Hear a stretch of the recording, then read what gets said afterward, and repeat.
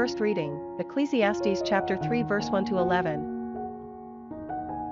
There is a season for everything, a time for every occupation under heaven, a time for giving birth, a time for dying, a time for planting, a time for uprooting what has been planted, a time for killing, a time for healing, a time for knocking down, a time for building, a time for tears, a time for laughter, a time for mourning, a time for dancing, a time for throwing stones away, a time for gathering them, a time for embracing, a time to refrain from embracing, a time for searching, a time for losing, a time for keeping, a time for discarding, a time for tearing, a time for sowing, a time for keeping silent, a time for speaking, a time for loving, a time for hating, a time for war, a time for peace. What do people gain from the efforts they make? I contemplate the task that God gives humanity to labor at. All that He does is apt for its time, but although He has given us an awareness of the passage of time, we can grasp neither the beginning nor the end of what God does.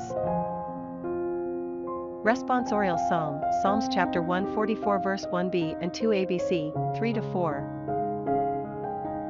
Of David, blessed be Yahweh, my rock, who trains my hands for war and my fingers for battle, my faithful love, my bastion, my citadel, my savior, I shelter behind him, my shield, he makes the people submit to me. Yahweh, what is a human being for you to notice, a child of Adam for you to think about, human life, a mere puff of wind, days as fleeting as a shadow.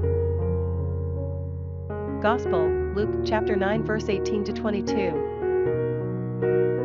Now it happened that he was praying alone, and his disciples came to him, and he put this question to them, Who do the crowd say I am? And they answered, Some say John the Baptist, others Elijah, others again one of the ancient prophets, come back to life. But you, he said to them, Who do you say I am? It was Peter who spoke up. The Christ of God, he said, but he gave them strict orders and charged them not to say this to anyone. He said, The Son of Man is destined to suffer grievously, to be rejected by the elders and chief priests and scribes, and to be put to death, and to be raised up on the third day.